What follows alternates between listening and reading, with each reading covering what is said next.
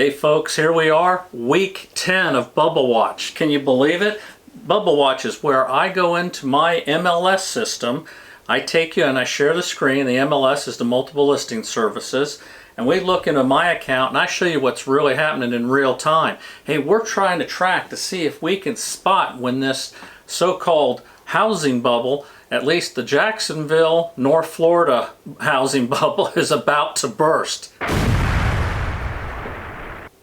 In my videos here, in case you're new to my channel, we cover all the information from the solds to the active listings, withdrawals. We look at the interest rates, look at new construction, look at headlines, see what's going on. And we're going to do that. We're going to start off with headlines first, and we're going to get into it. Then we chart it all. So, hey, you know, I'm just a regular guy who happens to be a real estate agent here in North Florida. So I get calls all the time from folks looking to relocate here, and also some people wanting to sell and move out. And I get a lot of questions from folks. So if you're interested in relocating something, reach out to me. You want to talk to me, you want to meet me in person, just call me at this number you see below, or shoot me an email there. Hey, and also I got a question this last week. That's something I'm going to be adding to the end of this video. It was a pretty good question, and so I decided to add it. Just one more thing I guess we're going to track.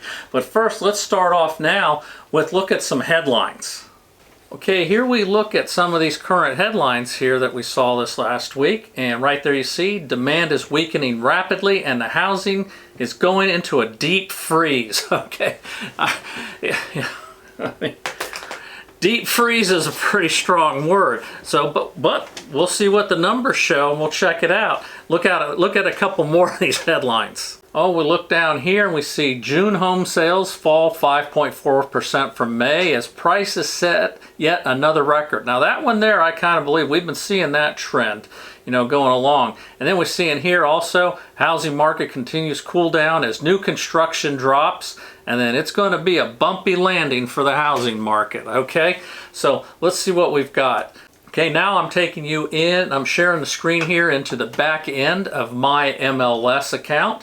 And as always, we're going to start with the actives. Now we're going 7 days back, you know, on everything when we track stuff. But the actives, we're seeing what's active right now.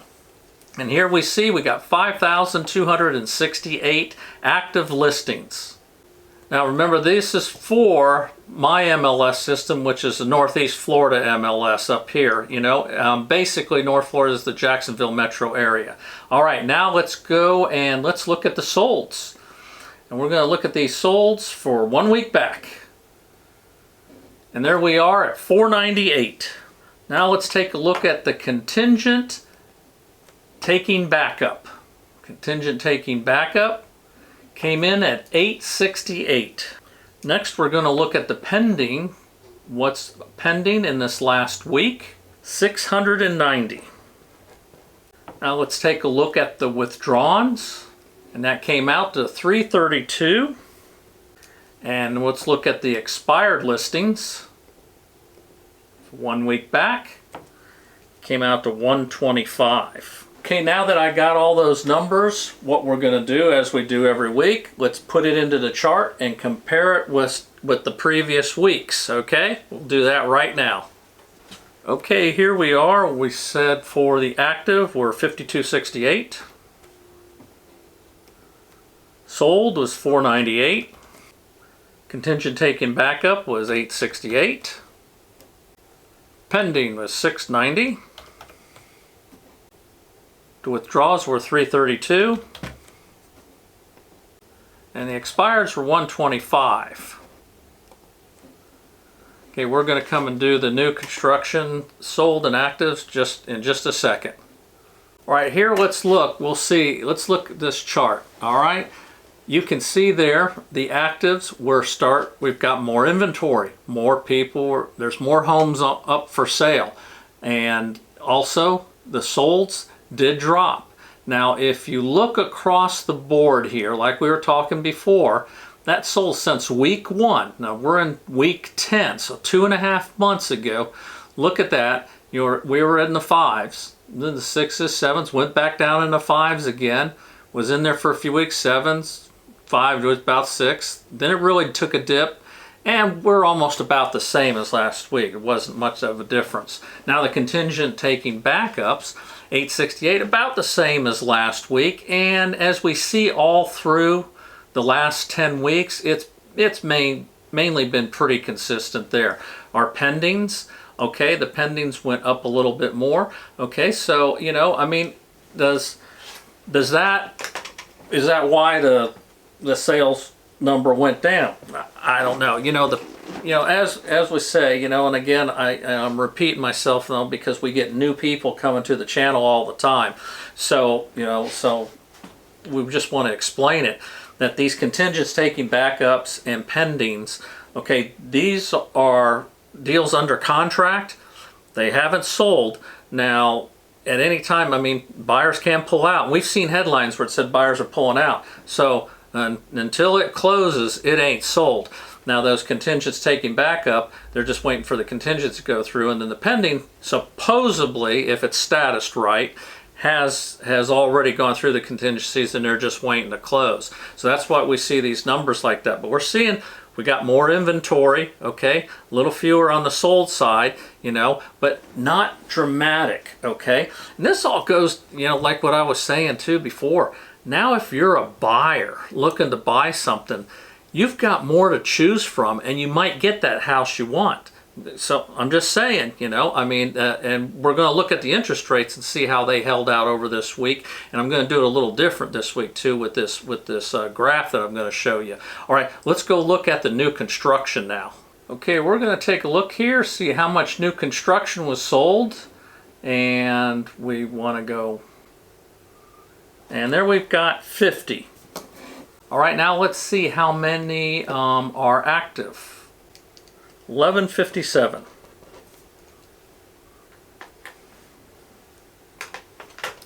Okay, now remember, these construction numbers are from the big total of the active and solds that I had.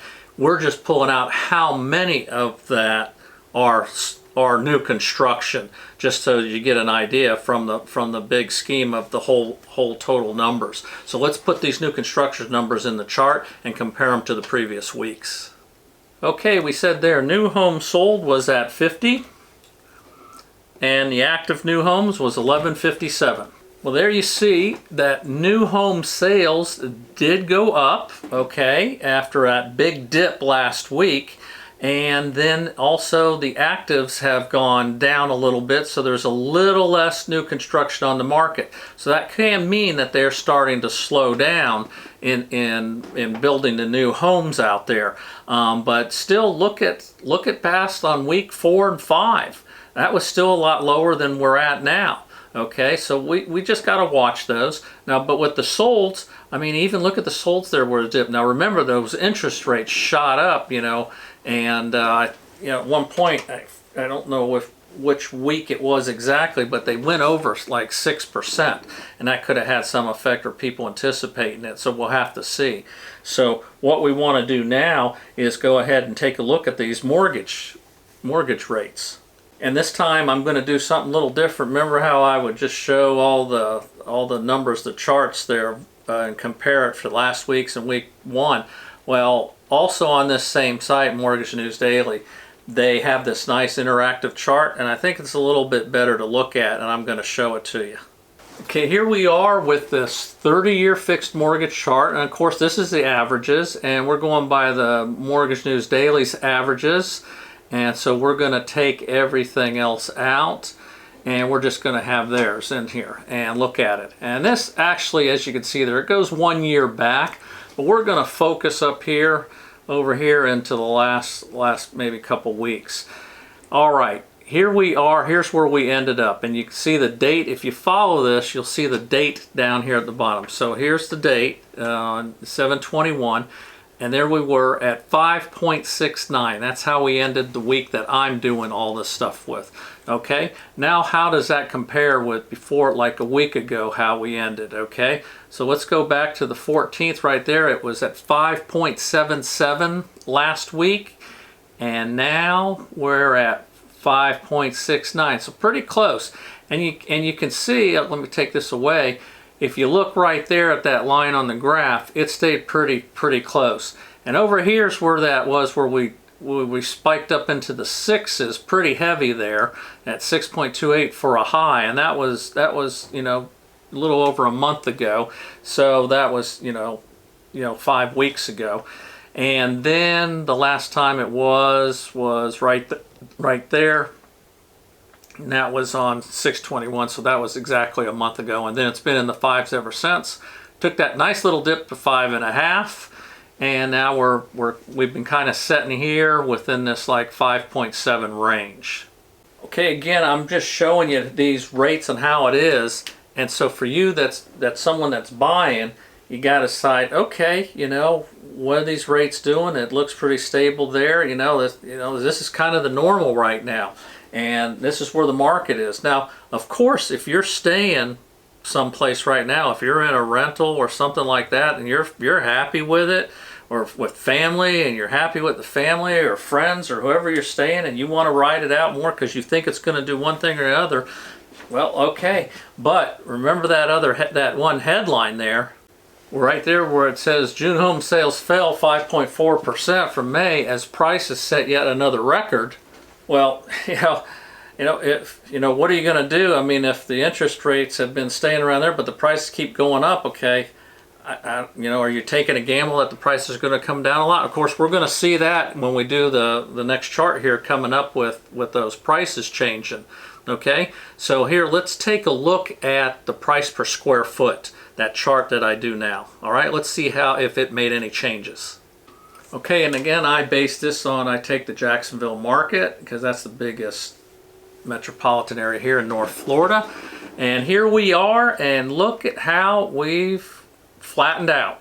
Okay, so from all this big climb, with the exception of a few spots here where it stayed flat for a couple weeks, this here now we're seeing 3 weeks straight of the average at $201 a square foot. Okay, now what we need to see, because remember, people were saying that this price per square foot was being caused by these houses that are over, that are higher end, and we're doing it 500,000 on up. I was showing what percentage of the homes sold are over 500,000, and we want to see if that. Now we've been at 25 and then 26%, pretty stable. So we're going to take a look and see if that changed. So what I'm doing with these numbers now, and we're also going to look at, okay, out of everything sold, what percentage sold below the asking price, what percentage sold at the asking price, and what percentage of them sold above the asking price. We've got a lot of data to put in here. So what I did was I went into my MLS system and I took that and exported that and put it into an Excel spreadsheet where I can sort this out and show you.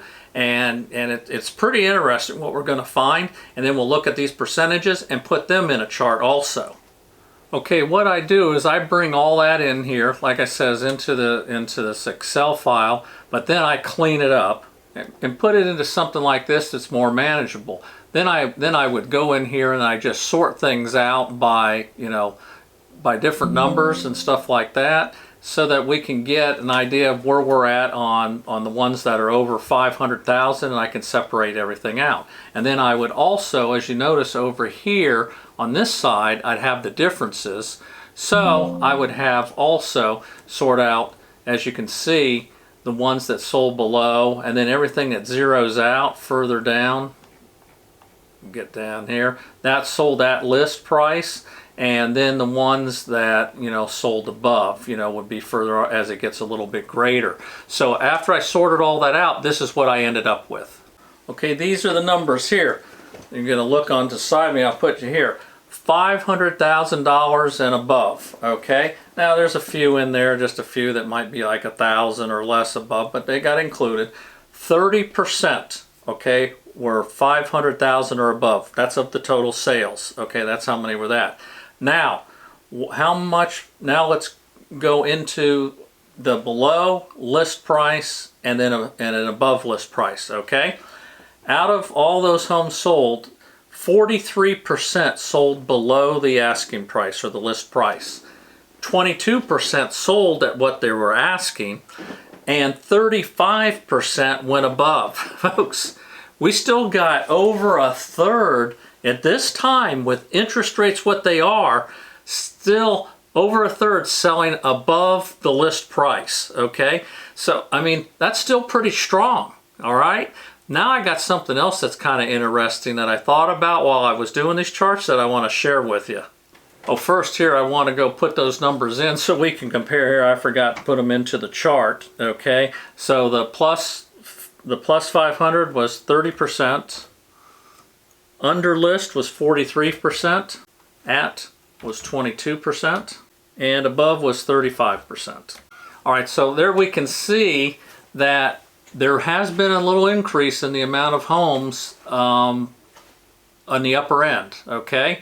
But still, look at that, the ones that sold under list, that stayed the same as last week.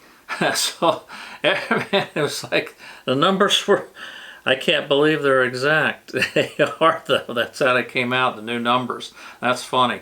Okay, so no changes there. So, but that isn't what I wanted to show you, what I got. So here, let me go into something else here I wanted to show you that was interesting. It had to do with these homes that sold above list. Okay, what I did here, I kind of separate, I put in another column here, and I put in the type of financing, whether it was financing or cash. Now, I didn't separate conventional, VA, or FHA. I just had financing in general, and I'll explain why.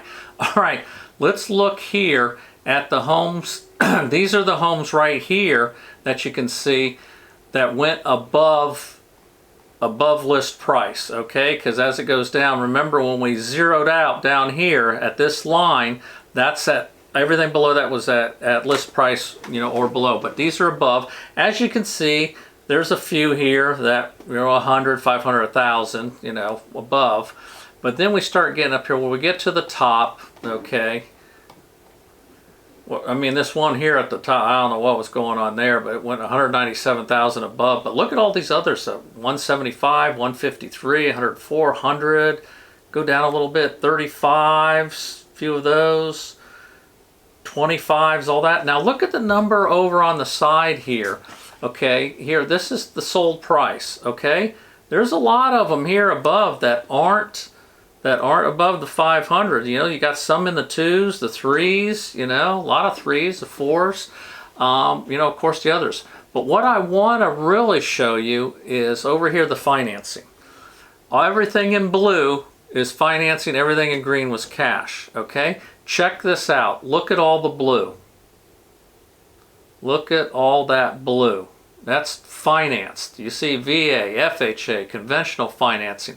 These are for houses. Look at this. Houses that sold for $16,000, $15,000, $14,000, $12,000 above what they were asking, okay, what the list price was. Keeps going. Look at even more. There's some more. A bunch of them that went $10,000 above, financed, all financed, a bunch more financed.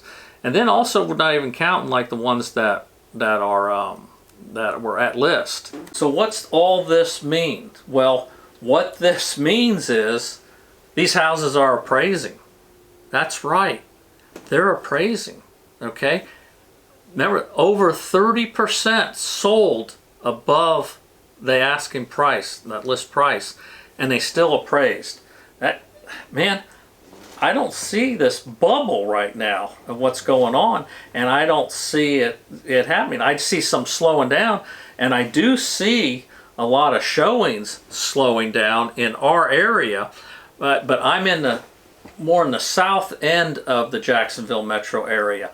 But as you start getting over there towards St. Johns County and more into Jacksonville itself, then there's a little more activity there. But in some of these other areas, in a lot of rural areas outside of the main Jacksonville metro, there is definitely a slowing down in these showings now. But these houses are appraising. Now this brings up another point, you know, with new construction.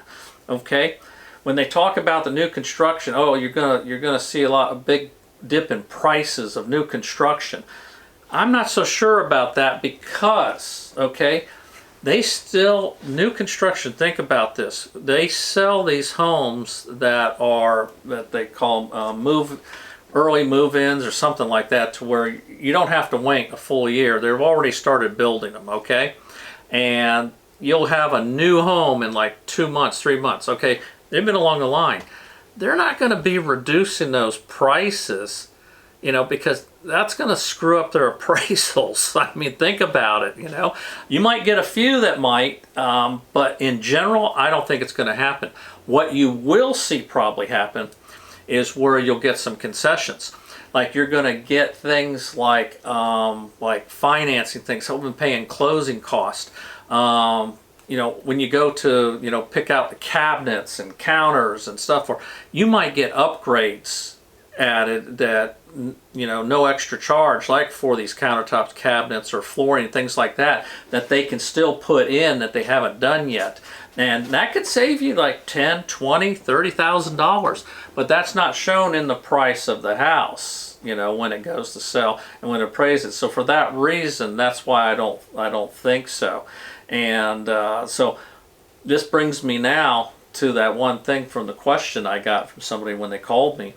They wanted to see me chart the new construction like I do the others. Okay, how much new construction sold above asking, how much sold at list, and how much actually sold below what the asking price. So let's take a look at that right now and see what we came up with. Okay, here we are, the chart with the new construction. And for the most part, let's just take a look at this financing under this column here. And man, everything, I mean, it finance. There's a couple of cashes. There's a cash, there's a cash, okay. But for the most part, it's all financed. And remember what I'm saying. They don't want to really drop things down because they want things to appraise. So they get the financing because they still got these homes that they're building out, okay. So there could be something to that. Now let's see how many of them actually lowered their price. Well, there you are, okay. Here you've got 1, 2, 3, 4, 5 of them that lowered their prices there. All right. I mean, one, look, it went down 260, but look, I mean, they were at 2.2 million. This other one here, you know, over 400, another one almost a million, stuff like that. But for the most part, that's not many. Okay, then here we've got the ones that, see with 0, that's the difference. That means they all sold for what they were asking. And you got everything all over the place there. From, you know, 4, 5, 600,000, a million, all that they sold. Now we go down, look what this is. These are all the ones that sold for above the list price still. Will you look at that? Oh my gosh, okay? And they're financing them. All right, so what do these numbers come out to? All right, for the new construction, okay, the ones that actually went below, came out to 10%. And then the ones that actually sold at list price, they were at 33%. And then the ones that went above, it was 57%. 57% sold above the list price in new construction. What was that headline? Demand is weakening rapidly and housing is going into a deep freeze. I'm not cold right now. I don't know how to see it. I mean, really, folks. Again, here we go again. What I'm saying is, you've got to, okay, if you're out there buying, I know the sellers too are getting a little nervous, you know, because the showing's down in some places and they see in this. But for the seller side, over a third sold above the list, and look how many sold, around 22% sold at list. And then buyers right now, I mean, if you get in now, you get in these rates that they are now, you still have a house to choose from. And then if the rates do go up, it's like I'm always saying, if the rates go up to 7 and you got in below 6, you got a good deal. And then, you know, I mean, so, and then if you get in just below 6, and what if they go back in half again down to the 3s, which I don't know. I mean, it's possible, but I don't know. Then you refinance, okay? That's what people do, okay? But again, you've got to decide on whether it's time for you to buy or time for you to sell.